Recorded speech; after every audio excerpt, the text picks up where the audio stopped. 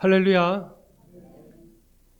가정의 달 마지막 제 주일을 하나님 앞에 올려드리고자 오늘 또 주의 성전에 나오신 우리 사랑하는 우리 송파학교 모든 성도님들에게 주님의 크신 은혜가 가득 넘치시기를 주님의 이름으로 축원드립니다.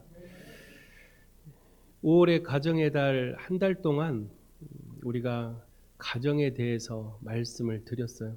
첫째 주일 기억하십니까? 어린이 축복 주일 설교로 하나님의 뜻을 구하는 자가 되자라는 말씀을 나눴습니다. 둘째 주일은 어버이 은혜 주일로 아버지 사랑에 대한 말씀을 나누었죠. 지난주는 스승의 감사 주일로 참된 스승과 참된 제자의 관계에 대해서 말씀을 나눴습니다. 오늘 이 가정의 달 마지막 째 주일 우리가 함께 나눌 말씀의 주제는 행복한 가정입니다. 오늘 말씀을 통해서 여러분의 가정이 가장 행복한 가정이 되기를 소망합니다. 예수를 믿는 가정이든 그렇지 않는 가정이든 모두가 자신의 가정이 행복해지기를 다 원하고 있습니다. 오늘 우리가 말씀을 통해서 우리의 가정이 정말로 행복한 가정이 될 수만 있다면 내가 말씀대로 행하겠습니다. 내가 그 말씀에 순종하겠습니다. 라는 그런 시간이 되시기를 주의 이름으로 축원드립니다. LA에 있는 이 페퍼다인 대학교 교육대학원장인 이 스티네트 박사라는 사람이 있는데 이 박사님이 어떻게 하면 가정이 행복해질까라는 생각을 하고 연구 끝에 한 책을 저술했습니다. 그 책의 제목이 강한 가정의 비결이라는 책이죠. 그 책에 보면 이 스티네트 박사가 소개하고 있는 6가지의 행복한 가정 만들기라는 프로젝트가 있는데 이 6가지가 있으면 그 가정은 행복해질 수밖에 없다라고 말을 해요. 첫 번째, 이 가정이 뭐가 있어야 되냐면 헌신이 있어야 된대요. 우리가 가정에서는 모두가 너무 가깝게 지내다 보니까 어느 순간 헌신보다는 자기를 챙겨주기를, 자기만 바라봐 주기를 바라는 그런 이기적인 마음이 들 때가 너무나도 많아요. 그러나 가정이 행복해지려면 첫 번째로 헌신이 있어야 된대요.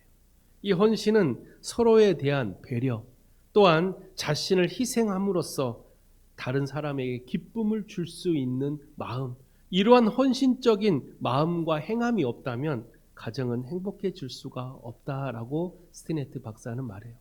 두 번째로 가정이 행복해지려면 감사가 넘쳐야 된대요. 여러분, 가족끼리 감사합니다 말을 많이 쓰십니까? 형제끼리, 또 부모님께, 자녀는 부모님께, 또 부모는 자녀에게 감사합니다 라는 말을 얼마나 쓰고 계십니까? 가정이 행복해지려면 감사하는 말과 감사하는 행동이 있어야 된다라고 말을 해요. 저도 말씀을 준비하면서 어렸을 때 생각해 봤어요. 어머니는 늘 가정을 위해 식사를 준비해요. 당연하다라고 생각을 했어요.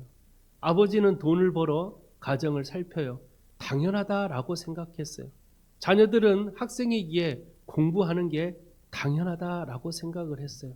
그러나 거기에 중요한 게 빠졌죠. 감사가 빠진 거예요. 아무리 당연한 일일지라도 늘 가정을 위해 식사를 준비하는 어머니일지라도 그 어머니에게 따뜻한 말 한마디, 엄마 감사해요. 아빠 감사합니다.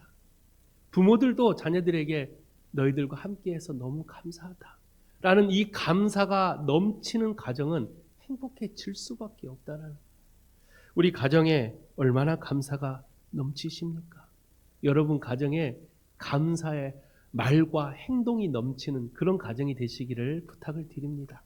세 번째로 행복한 가정이 되려면 교통이 있어야 된대요. 다른 말로 소통이라고 말하죠. 얼마나 여러분들 가족 간에 소통이 잘 되십니까? 요즘은 점점 가정이 핵가족화 된다라고 말을 해요. 그래서 오히려 하루의 모든 일과를 모든 시간들을 가족과 보낸다 할지라도 대화가 없대요. 누구하고만 대화해요? 핸드폰하고만 대화를 한대. 하루 종일 그것만 쳐다봐. 집에 있어도 거실에 서로 앉아 있어도 각자 핸드폰만 본다라는 거. 제가 어제 어느 약속 장소를 가기 위해서 지하철을 탔는데 지하철을 타서 사람들을 쭉 보는데 99%가 핸드폰을 보고 있어요. 나이 드신 분이든 어린 학생이든 아이들까지도 다 핸드폰을 보고 있어요. 그 모습을 보면서 어떤 사람은 조용해서 좋구만 이라고 생각할 수 있겠지만 서로 간에 소통이 없어진 세상, 이게 가정까지 침투했다라는, 가정 안에 우리는 늘 소통이 있어야 돼요. 하루를 일과를 마지막에 마감할 때 행복해진 가정은 항상 함께 저녁을 먹거나 아니면 따로 저녁의 시간을 보내서 서로의 하루에 있었던 이야기들, 힘들었던 거, 좋았던 거, 즐거웠던 것을 나누는 그런 가정이 행복한 가정이다. 근데 어때요? 바빠요. 뭐가 그리 바쁜지, 뭐가 그리 힘든지, 세상 혼자만 사는 건지 그냥 힘들다, 바쁘다 이러저러 핑계로 가족 간의 대화가 사라진 지가 오래라는 거예요. 여러분의 가정에 소통이 넘치는 가정이 되시기를 부탁을 드립니다. 떨어져 있어도 소통을 할 수 있어요. 얼마든지 핸드폰만 보지 마시고 부모님께 전화하십시오. 자녀들에게 전화하십시오. 형제들에게 전화하십시오. 소통은 언제든지 할 수 있는 거예요. 우리가 그런 소통이 넘치는 가정이 된다면 말하지 않아도 어느 순간 가정은 행복해져 있을 것입니다. 네 번째로 행복한 가정이 되려면 이 스테네트 박사는 동행이 있어야 된다라고 말을 해요. 동행이라는 건 식사를 하든 일을 하든 놀이를 하든 되도록 가정이 함께 하라라고 말을 해요. 시간을 쪼개서라도 가정과 함께하는 시간을 많이 보내라는. 제가 미국에서 공부할 때 왜 미국이 선진국인가? 왜 미국이 아이들 중심, 정말 아이들을 우선순위로 하는 나라? 저도 잘 몰랐어요. 그런데 미국에 가서 저희 아내와 이제 어느 시청에서 일을 보려고 갔는데 줄이 엄청 서 있는 거예요. 근데 그때 아이가 둘째가 어렸어요. 그래서 우리 아내가 아이를 들고 함께 줄을 딱 서 있었죠. 그런데 참 신기하게 미국은 이 아이를 안고 있는 이 산모를 어떻게 배려를 해줘요. 가장 앞으로 보내줍니다. 그리고 혹시 일이 맞춰지지 않으면 따로 좌석을 마련해서 거기에 쉬게 해요. 그래서 참 이 나라가 왜 선진국인가 봤더니 돈이 많아서가 아니라, 땅이 많아서가 아니라 사람을 대하는 배려, 아이들, 노약자, 장애인들을 가장 우선으로 생각하는 그런 나라가 바로 미국이더라고요. 물론 다 그렇지는 않았겠죠. 그러나 제가 3년 동안 살면서 봤던 미국은 그런 약자들을 참 대우해주고 배려해주는 나라다. 아, 이래서 선진국이구나. 우리도 정말로 행복한 가정이 되려면 무엇이든지 함께 하려고 하는, 동행하는 마음이 있어야 돼. 내가 아무리 바빠도 시간을 조금이라도 내서 부모님과 함께하는 시간, 자녀들과 함께하는 시간, 형제들과 함께 모여서 한 달에 한 번이라도 가족 모임을 하면서 가족과 함께 동행하는 시간들을 만드는 가정이 행복한 가정이 된다라는 것이죠. 다섯 번째로 스테네트 박사가 말하는 행복한 가정은 정신적 건강이 활발한 가정이에요. 이 말은 뭐냐면 서로의 상처받은 마음, 또 여러 가지 고민과 스트레스로 받은 이 마음들을 서로가 서로를 위로해 주는 가정이 돼야 된다. 근데 어때요? 우리 가정에서 어떤 힘든 일을 말하면 첫 마디가 뭐예요? 너만 힘드냐? 그러니 가정의 대화가 사라져요. 내가 힘들어도 먼저 다른 사람의 힘듦을 알아주고 그 힘듦을 보살펴주고 위로해 줄 때 이 가정이 행복해진다는. 저는 우리 성박교회 모든 성도들의 삶 가운데 그런 누군가를 위로해 줄 수 있는 따뜻한 사람이 되시기를 주 이름으로 부탁을 드립니다. 그런 가정은 말하지 않아도 이미 행복한 가정이 돼 있을 것입니다. 그런 마음이 바로 긍휼의 마음이에요. 주님이 우리에게 가르쳐 주신 사랑과 긍휼은 그런 다른 사람들의 마음을 위로할 수 있는 능력을 주신다는 거예요. 여러분의 가정이 그런 위로가 회복되어지고 아무리 직장에서 사회에서 힘들게 하루를 보냈다 할지라도 내가 가정을 향해 돌아가는 발걸음이 가장 행복해질 수 있으려면 그 가정이 나의 마음을 위로해주는 따뜻한 안식처가 돼야 돼요. 그게 행복한 가정의 비결입니다. 마지막으로 스티네트가 말하는 행복한 가정의 비결은 바로 극복하는 기술이 있어야 된대요. 이 말은 뭐냐면 세상을 살다 보면 누구나 다 넘어지기 마련이에요. 아무리 준비를 철저하게 하고 공부를 아무리 많이 하고 내가 아무리 많이 세상 것을 가졌다 할지라도 사람은 언제든지 넘어질 수밖에 없대요. 왜요? 연약한 존재이기 때문에. 한 치 앞도 모르고 살아가는 게 인간이에요.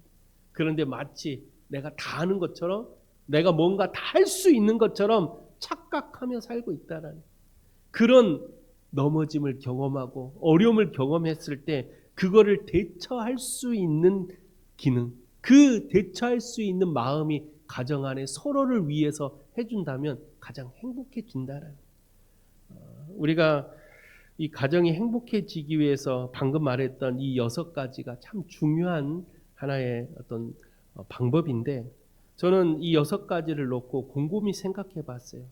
이미 이론적으로는 가장 행복한 가정을 우리도 다 알고 있어요. 그 6가지 당연히 우리도 원하죠.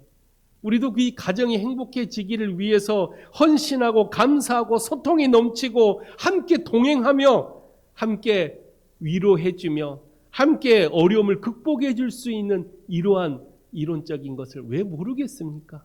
근데 왜 안 될까요? 왜 알면서 또 하고 싶어도 왜 안 될까요? 우리 인간은요, 유한한 존재, 즉 너무나도 연약한 존재라는 마음 먹었다 할지라도 어느 순간 우리는 넘어지고 또 넘어져요. 내가 하겠다라고 다짐했지만 돌아서면 다시 마음이 변해버리는 그런 연약한 사람이 바로 우리들이라는 거예요. 누가 행복한 가정을 싫어하는 사람이 있겠습니까? 알면서도 그렇게 원했어도 잘 되지 않아요. 세상 살아가는 게 쉽지가 않습니다. 우리가 이런 행복한 가정을 우리 스스로가 만들 수 없다는 걸 우리는 잘 알고 있어요. 그래서 우리는 도움이 필요합니다. 우리는 행복한 가정을 만들기 위해서는 반드시 도움이 필요해요. 그 도움이 누가 주시냐? 바로 살아 역사하시는 주님이 주신다라는. 오늘 여러분에게 함께 말씀을 나누면서 행복한 가정 너무나도 원하지만 그 행복한 가정을 만들기 위해서는 반드시 주님의 도움 없이는 우리는 할 수가 없구나. 성령의 은혜가 아니면 단 한순간도 서 있을 수가 없구나 라는 것을 스스로가 인정하고 인지할 때 하나님의 은혜를 경험하게 되는 거예요.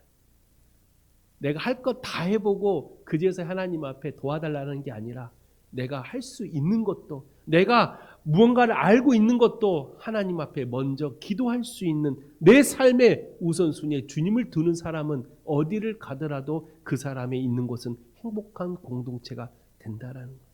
가정의 달을 맞이해서 행복한 가정이 되고자 말씀을 준비했지만 저는 행복한 가정이 우리가 섬기는 교회가 먼저 되기를 소망합니다. 우리의 가정, 우리의 교회가 행복한 공동체가 되려면 오늘 말씀을 여러분 잘 들으시기를 주의 이름으로 부탁을 드립니다. 오늘 말씀은 당대 최고의 선지자였던 엘리야에 대한 이야기. 그러나 이 엘리야는 이제 사명을 다해서 하나님이 부르심을 이 엘리야에게 주었어요. 이제 엘리야는 하나님의 부르심을 받아 승천하고자 이제 자기의 제자였던 엘리사를 훈련시키는 장면이 오늘 본문의 말씀입니다. 저는 오늘 엘리야와 엘리사의 이 믿음의 여정을 보면서 왜 엘리사가 엘리야를 이어서 시대를 변화시키는 위대한 선지자가 되었는가? 이런 엘리사가 가졌던 그 믿음의 모습이 우리가 살아가는 우리의 가정, 우리의 교회가 행복해지기 위해서는 이 엘리사가 가졌던 믿음의 모습을 배워야 되겠다. 오늘 말씀을 통해서 엘리사가 승리했던 이 믿음의 모습 4가지를 여러분들 꼭 기억하셔서 그 믿음의 모습을 가지고 여러분이 섬기는 교회와 여러분의 가정이 가장 행복해지는 공동체가 되기를 주의 이름으로 축원드립니다. 첫째로 엘리사가 승리했던 믿음의 모습은 길갈에서 떠났기 때문입니다. 길갈에서 떠났다라는 말만 들으면 도저히 이해가 되지 않아요. 우리는 오늘 본문의 말씀을 자세히 읽어보면 엘리야와 엘리사가 처음 믿음의 여정이 어디에서부터 시작이 되냐면 길갈에서 시작이 됩니다. 엘리야가 이제 길갈을 떠나 베델로 가려고 했을 때 엘리야가 엘리사를 테스트합니다. 너는 여기 머물러 있어라. 왜 이렇게 말을 했을까? 먼저 길갈이라는 곳이 어떤 지역입니까? 길갈은 이스라엘 백성들이 광야 40년을 고된 훈련을 다 마치고 처음 젖과 꿀이 흐르는 가나안 땅에 입성했을 때 그 땅 이름이 바로 길갈이에요. 그러면 그 길갈은 어떤 곳이냐? 신앙의 출발점이라는 뜻을 가지고 있어요. 우리의 옛 자아와 우리의 육체적 욕망을 요단강에 다 내려놓고 이제 새롭게 헌신하고자 하나님 앞에 다짐하는 상징적 요소의 자리가 바로 길갈이라는 거예요. 그렇게 보면 길갈은 좋은 곳 아닙니까? 그런데 왜 엘리야는 길갈을 떠나려고 했을까? 그리고 왜 엘리사에게 너는 길갈에 머무르라고 했을까? 이 길갈은 좋은 장소였어요. 또 길갈은 하나님께 감사하는 예배를 드렸던 장소. 여호수아가 12개의 돌을 가지고 길갈에서 하나님 앞에 예배를 드리면서 했던 하나님께 경배했던 장소. 에벤에셀이라는 단어를 여러분 잘 아실까요? 여기까지 우리를 인도하셨다. 이 중요한 의미의 길갈이 왜 우리는 떠나야만 하는가? 그건 그 이유가 뭐냐?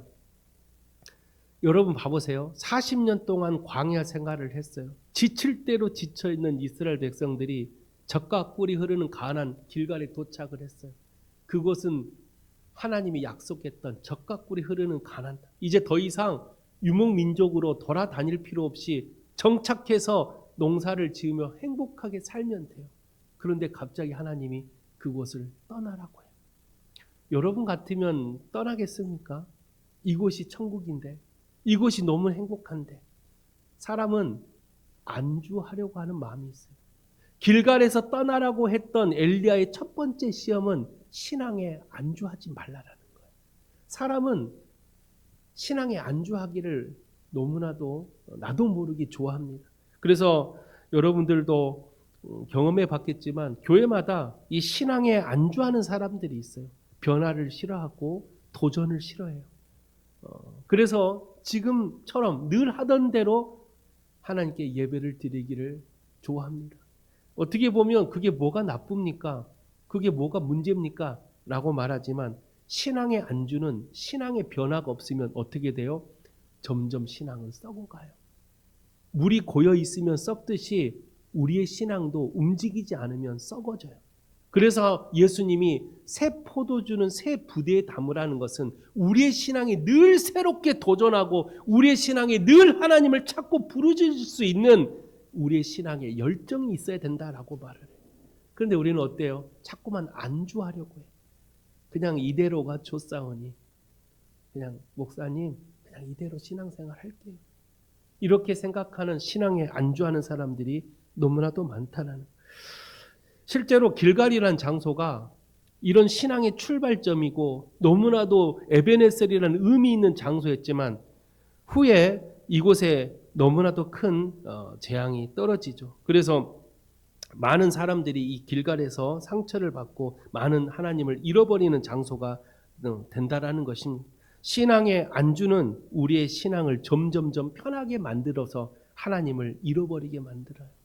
우리의 열정, 우리의 사명이 점점 사그러들어 버린다라는 것입니다. 사랑하는 송파교회 성도 여러분, 많은 성도들이 신앙의 안주의 자리에서 떠나지 못하고 있습니다. 예수님은 우리에게 마지막 지상 명령을 내렸어요. 너희는 땅끝까지 이르러 내 복음의 증인이 되라고. 그런데 우리는 떠나지 않으려고 해요.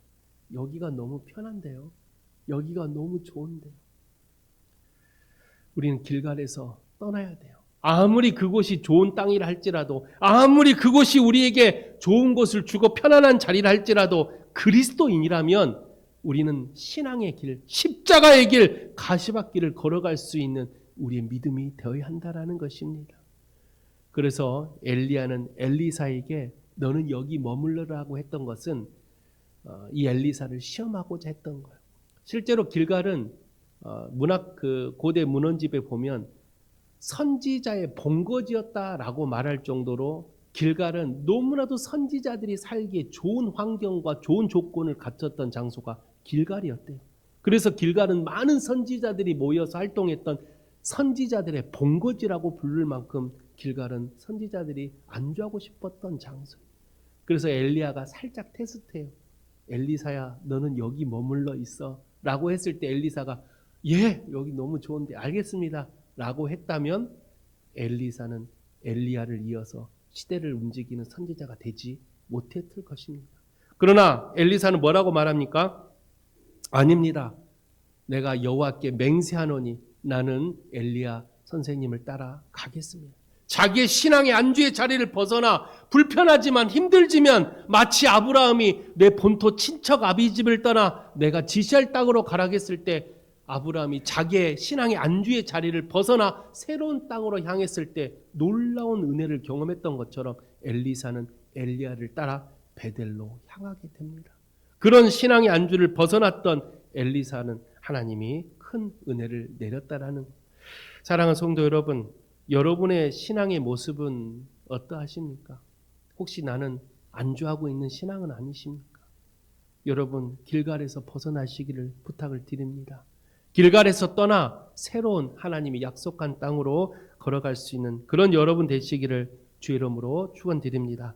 두 번째로 엘리사가 승리했던 믿음의 모습은 베델에서도 떠났기 때문입니다. 엘리야와 엘리사가 길갈을 떠나 이제 베델로 향합니다. 베델의 뜻은 뭐예요? 하나님의 집이라는 뜻을 가지고 있어요. 그래서 이 지역은 하나님을 만났던 장소, 하나님 말씀이 살아있는 장소, 원래 지역 이름은 루스라는 성읍이었죠. 그런데 이곳에서 하나님의 말씀을 받고 특히 사사시대 말기에 그 하나님의 법궤가 길갈에서 있었던 이 법궤를 베델이라는 이 지역에 옮겨서 하나님의 성전을 세워짐으로써 이스라엘의 종교적 중심지가 되기도 했던 지역이 바로 베델이라는 지역이에요. 또 이렇게만 보면 베델을 굳이 떠나야 됩니까? 베델이 말씀이 있는 곳, 하나님이 임재하는 곳, 하나님이 함께하는 곳이라면 베델을 떠날 필요가 없는데 왜 엘리야는 베델을 또 떠나려고 했을까? 그리고 엘리사에게 또 두 번째 시험을 하죠. 너는 여기 머물러 있어라. 과연 베델이 어떤 의미를 하고 있을까? 베델은요, 형 에셀을 피해서 하나님 앞에 잠을 자다가 꿈에 하나님을 만났던 야곱이 하나님 만났던 장소가 또 베델이기도 합니다. 그만큼 베델이라는 지역은 하나님의 임재를 경험하고 말씀이 살아계시고 하나님과 함께할 수 있는 중요한 지역이었지만 베델에 계속 머물게 되면 어떤 문제가 생기냐? 형식적이고 외식적인 믿음으로 변해져요. 늘 말씀을 많이 안다라고 말했던 바리새인들조차도 결국은 예수님께 책망받는 사람으로 돌변해요. 그들이 성전에 늘 거하고 말씀을 늘 강론하며 늘 말씀을 전했던 바리새인들, 누가 보더라도 야, 저 사람 대단한 사람이야 라고 말할 수 있지만 예수님은 그들의 마음의 중심에 주님이 없는 걸 아시고 이 외식하는 자들아 하고 예수님이 책망해요. 잘 우리는 이 말씀을 들여다봐야 돼요.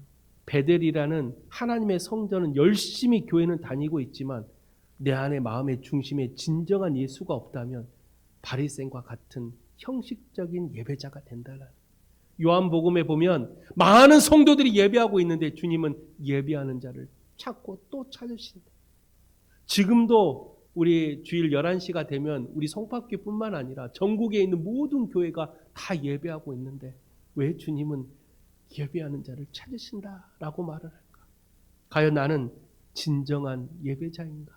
아니면 바리새인들처럼 형식적이고 외식적인 믿음을 가지고 하나님께 예배를 드리고 있는가? 우리 스스로를 다시 한번 돌아볼 수 있는 사람이 되시기를 주 이름으로 부탁을 드립니다. 우리의 마음속에 말씀이 살아있는 사람은요, 한 곳에 머물러 있지 않아요. 말씀 가지고 땅끝까지 이르러 복음의 증인이 돼야 돼요. 나중에 이 베델이란 지역이 어떻게 변질되냐면 북이스라엘 여로보암 왕이 이곳을 뭘로 변화시켜요? 금송아지를 세워서 우상의 자리를 만들어버려요. 하나님이 임재했던 곳, 말씀이 살아있던 이 베델의 지역을 여로보암이라는 교만과 자기의 탐욕이 넘쳤던 이 여로보암 왕이 그곳에 금송아지를 세워서 베델이라는 지역을 우상의 제단으로 만들어버렸다. 우리는 잘 생각해야 돼.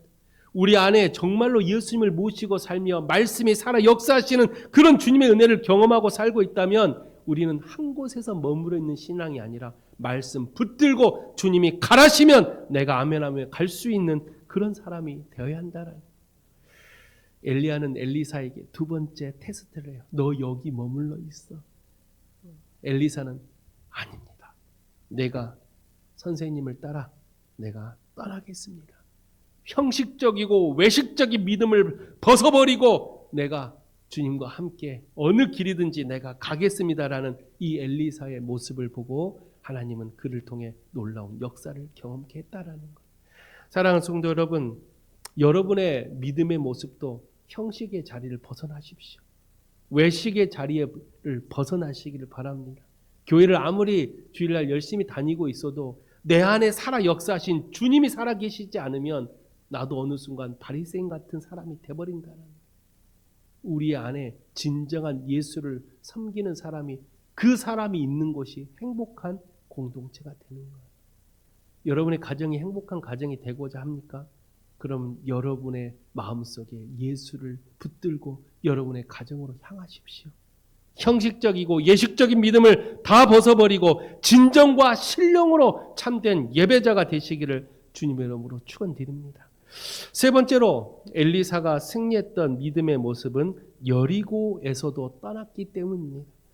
이제 엘리야와 엘리사는 여리고로 향합니다. 여리고로 향했던 그 두 사람의 발걸음은 여리고에서 놀라운 또 하나님 은혜를 경험하죠. 원래 여리고라는 곳은 어떤 지역입니까? 하나님과 세상이 싸웠던 영적 전투의 장소라고 말을 해요. 어떻게 보면 여리고는 이스라엘 백성들이 철옹성 같았던, 그 누구도 범접할 수 없었던 이 여리고를 하나님 말씀으로 순종해서 여리고를 함락시켜요. 여리고는 이 철옹성 같은 성읍이었어요. 아무도 이 여리고를 무너뜨릴 수가 없었다는.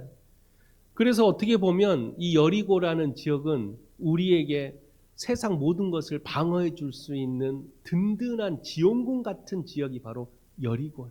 그럼 여리고에 있으면 좋은 거 아닙니까? 여리고를 왜 떠나야 합니까? 라고 우리가 물어볼 수 있지만 여리고에 오래 머물다 보면 우리의 믿음이 뭘로 변질되냐? 어느 순간 하나님이 아닌 여리고를 의지하고 있어요.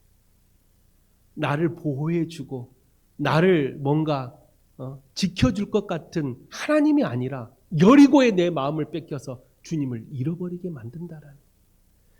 눈에 보이는 수많은 유혹에 우리가 빠지지 않으려면 내가 주님만 붙들고 가야 되는데 어느 순간 하나님이 아닌 여리고를 붙들고 이 여리고만 있으면 나를 지켜주고 나를 세상으로부터 안전하게 나를 지켜줄 수 있을 것 같은 것이 바로 여리고다라는 착각에 빠지게 만든다라는. 사단은 자꾸 우리에게 여리고를 줘요. 야, 너 여리고만 붙들면 모든 것을 다 승리할 수 있어. 너의 삶, 너의 가정, 너의 직장, 너가 살아가는 삶, 그 모든 것을 지켜줄 수 있는 건 여리고다. 눈에 보이는 이 여리고, 철옹성 같은 여리고, 그 누구도 이곳을 범접할 수 없는 이 철옹성 같은 여리고를 붙들어 봐. 그럼 너의 삶은 완전히 행복해질 거야. 라는 수많은 사단의 유혹이 우리에게 찾아오고 있다라는. 사랑하는 성도 여러분, 우리는 눈에 보이는 여리고가 아니라 살아 역사하신 주님을 붙들어야 돼. 왜요? 그 철옹성 같았던, 사람은 도저히 범접할 수 없었던 여리고였지만 여리고 어떻게 무너졌다고요? 그냥 하나님 말씀 하나로 무너졌다는. 칼, 활, 총 아무것도 필요 없어요. 그냥 말씀, 법궤 들고 여리고 주변을 그냥 7바퀴 반 돌았더니 여리고가 무너졌대. 세상 사람들은 이 말을 들으면 그게 말이 됩니까? 그러나 세상 만물의 주관자가 되시는 주님이 하시면 할 수 있는 거예요. 할 수 있거든이 무슨 말이냐? 믿는 자들에게 능치 못함이 없다는, 그게 믿음 아닙니까? 우리 그리스도인들이 붙잡아야 될 것이 바로 그 믿음이지 여리고가 아니라는 거예요. 근데 왜 자꾸 여리고를 붙들고 계세요? 왜 세상의 물질만 붙들고 계십니까? 왜 세상의 권력만 붙들려고 하고 계십니까? 썩어질 수밖에 없는 것을 붙들고 있다면 그게 마치 나를 영원히 지켜줄 것 같지만 결국은 다 시들어 없어질 것을 왜 우리는 지금 당장 그걸 붙들려고 하나님보다 그곳에 마음을 뺏기고 살고 있습니까? 우리의 믿음에 주님만 있기를 주 이름으로 부탁을 드립니다. 우리 안에 여리고를 다 벗어버려야 돼. 엘리야가 엘리사에게 3번째 시험을 하죠. 너 여리고에 머물러 있어. 나 이제 갈 거야. 엘리사가 많은 고민을 했겠죠. 아, 여기 너무 좋은데. 여기 있으면 누구도 나를 공격할 수 없는데. 그러나 엘리사는 결단합니다. 아닙니다. 내가 여호와께 맹세하기를 내가 엘리야 선생님을 따라가겠습니다 하고 여리고를 벗어날 때 하나님의 역사가 경험하는 거예요. 저는 우리 성포학교 모든 성도님들이 세상이 주는 이 달콤한 유혹인 여리고를 벗어나시기를 주 이름으로 부탁을 드립니다. 그리고 엘리야와 함께 그 다음 장소로 떠나시기를 부탁을 드립니다. 마지막 4번째로 엘리사가 승리했던 믿음의 모습은 요단으로 가는 길이었습니다. 이제 마지막 4번째 장소가 이제 요단이라는 장소에 도달하게 돼요. 엘리사와 엘리야는 이 요단이라는 장소에 도착하고 이 요단에서 마지막 하나님의 놀라운 역사를 경험하게 됩니다. 요단이 상징하는 것은 무엇일까요? 요단은 바로 우리의 결단을 상징해요. 신앙의 결단. 요단은 죽음을 상징합니다. 그래서 우리가 마지막 뭘 건너서 주님을 만난다고 그래요? 요단강 건너서 주님을 만나리. 요단은 죽음을 상징해요. 끝을 상징합니다. 그런데 엘리야와 엘리사가 요단으로 마지막 종착지가 요단이었다라는 것은 우리의 신앙의 결단이 내 목숨 걸고 해야 된다라는 것을 상징하는 것이 바로 요단이에요. 너 요단으로 갈래? 엘리야가 여리고에 너 남으라 하고 나는 이제 요단으로 갈 건데 그때 엘리사가 아닙니다. 나도 엘리야 선생님과 함께 요단으로 가겠습니다. 라는 신앙의 결단. 그 결단의 모습이 있었기에 엘리사가 시대를 움직이는 선지자가 되었다는. 에스더라는 사람이 바로 이 요단의 신앙의 모습이 있었죠. 요단의 신앙의 모습. 죽으면 죽으리라. 이게 요단이 가진 신앙이에요. 여러분들도 요단의 이 신앙을 가져야 됩니다. 신앙생활 하다 보면 결단이 올 때가 있어요. 그런데 그 결단을 하지 못해서 우유부단해지는 신앙, 그냥 물 흘러가듯이 좋은 게 좋은 거라고 생각하는 그런 신앙, 그런 신앙이 어느 순간 나의 믿음을 자꾸만 약하게 만들어요. 자꾸만 무너지게 만들고 자꾸만 하나님보다 세상을 의지하게 만드는 그런 나의 신앙에 결단 없이 살고 있는 그리스도인들이 너무나도 많아요. 결단해야 돼요. 제가 신앙생활 청년 때 저에게 신앙 공부를 해줬던 목사님이 강력하게 신앙 훈련을 시켰어요. 그때 저 대학생인데 얼마나 놀고 싶고 얼마나 먹고 싶고 얼마나 갖고 싶은 게 많겠습니까? 그런데 그때 그 청년 담당했던 목사님이 그리스도인들은 결단해야 된다. 하나님 앞에 결단해야 된다 하면서 성욕, 금욕, 이런 것을 막 엄청나게 훈련을 시켜요. 그리고 막 금식도 대학교 때 막 시키고 그런 결단을 한번 하는 성도들, 한번 하는 그리스도인들은 또 다른 어려움이 찾아왔을 때 다시 결단할 수 있는 힘이 생기는 거예요.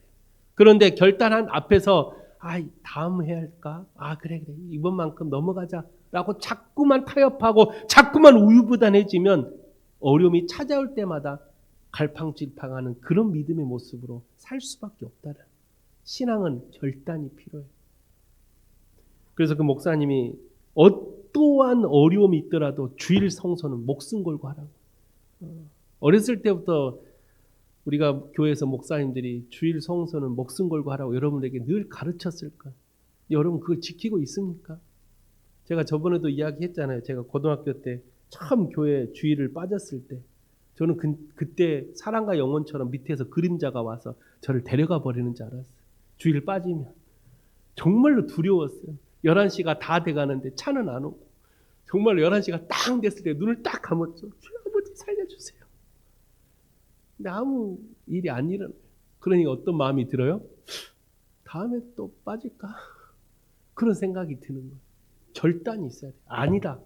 내가 죽으면 죽으리라. 내가 주일 성소만큼은 내가 목숨 걸고 하겠다라는 결단이 있을 때 하나님을 만나는 거예요.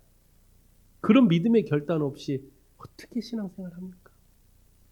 그런 결단 없이 어떻게 이 힘든 이 사단의 유혹을 벗어날 수 있겠습니까? 나사렛 예수 그리스도 이름으로 사단아 물러가라라는 신앙의 결단의 목소리가 있어야 되는데 어려움이 탁 닥쳐왔을 때 사단과 타협을 해요. 야 여기까지만 건들지 마. 나 이번 주일 빠질게. 괜찮아. 이런 세상과 타협하고 있으니 어떻게 우리가 온전한 믿음을 가질 수 있겠습니까?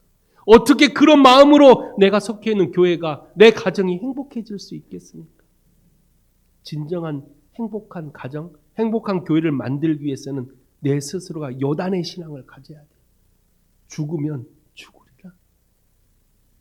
이 결단이 나 하나를 죽으면서 세상 사람들을 살릴 수 있는 그런 요단의 결단이 있을 때 우리는 하나님의 은혜를 경험해요. 예수님께서 십자가에서 자신을 희생해서 수많은 생명을 살렸듯이 우리도 그런 신앙의 결단이 필요해요. 예수님도 순간 흔들릴 뻔했어. 겟세마네 동산에서 아버지 힘들어요. 그러나 내 뜻대로 마옵시고 아버지 뜻대로 하시옵소서. 이게 결단이에요. 이게 결단이라는 걸. 내 뜻대로 마옵시고 아버지 뜻대로 하시옵소서라는 결단을 가지고 헤쳐나갈 때 주님은 우리를 통해 역사하시는 거예요. 안 될 것 같죠? 지금 눈앞에 수많은 문제들이 가로막고 있어서 안 될 것 같지만 아니요. 하나님을 끝까지 붙들고 결단해 보시면 하나님은 또 다른 방법으로 우리에게 길을 열어주신다라는 거예요.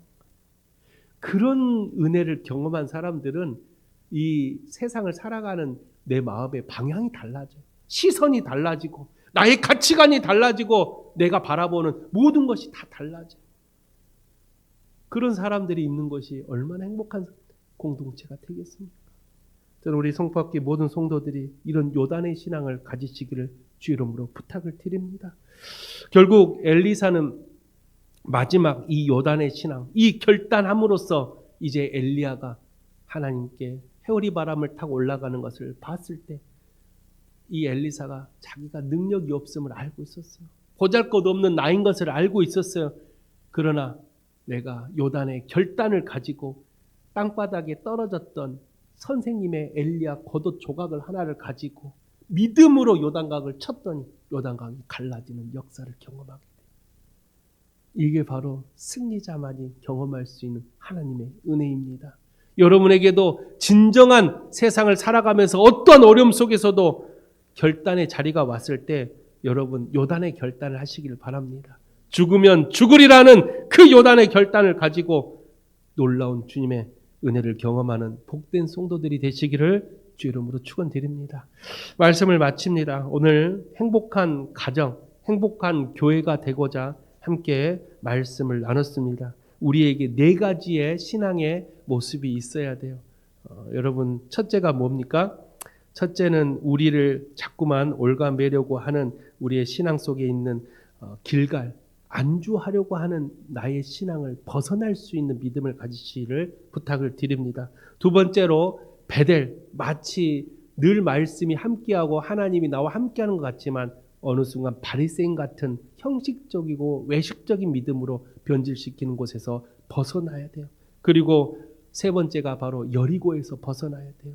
나를 지켜줄 것 같은 하나님이 아니라 세상의 물질과 권력과 수많은 세상 것들, 썩어질 수밖에 없는 것들 안에서 벗어나야 돼요. 그리고 마지막 요단의 결단이 있을 때 우리는 진정한 하나님의 역사를 경험하게 되는 것입니다. 우리 성포학교 모든 성도들이 이 4가지의 믿음을 가지고 여러분이 속해 있는 교회, 여러분이 속해 있는 가정이 가장 행복한 공동체가 되시기를 주님의 이름으로 축원드립니다. 기도하겠습니다. 거룩하신 하나님 아버지, 오늘 우리는 행복한 교회, 행복한 가정을 만들고자 하나님께 말씀을 함께 나눴습니다. 우리 사랑하는 모든 성도들이 엘리사가 믿음에 승리했던 모습을 가지고 시대를 변화시키는 선지자가 되었던 것처럼 우리 모든 성도들이 믿음의 이 모습, 이 네 가지의 모습을 가지고 각자에 섞여 있는 교회와 각자에 섞여 있는 가정과 우리 성도들이 살아가는 삶의 모든 공동체 안에 이 네 가지의 믿음의 모습으로 참된 하나님의 역사를 경험하고 가장 행복한 공동체를 만들어가는 귀한 성도들로 주께서 세워 주시옵소서. 오늘도 주님 앞에 엎드려 결단하오니 우리의 믿음을 받아주시고 우리를 통해 역사하여 주시옵소서. 모든 것을 주께 탁하며 살아계신 예수 그리스도 이름으로 기도하옵나이다. 아멘.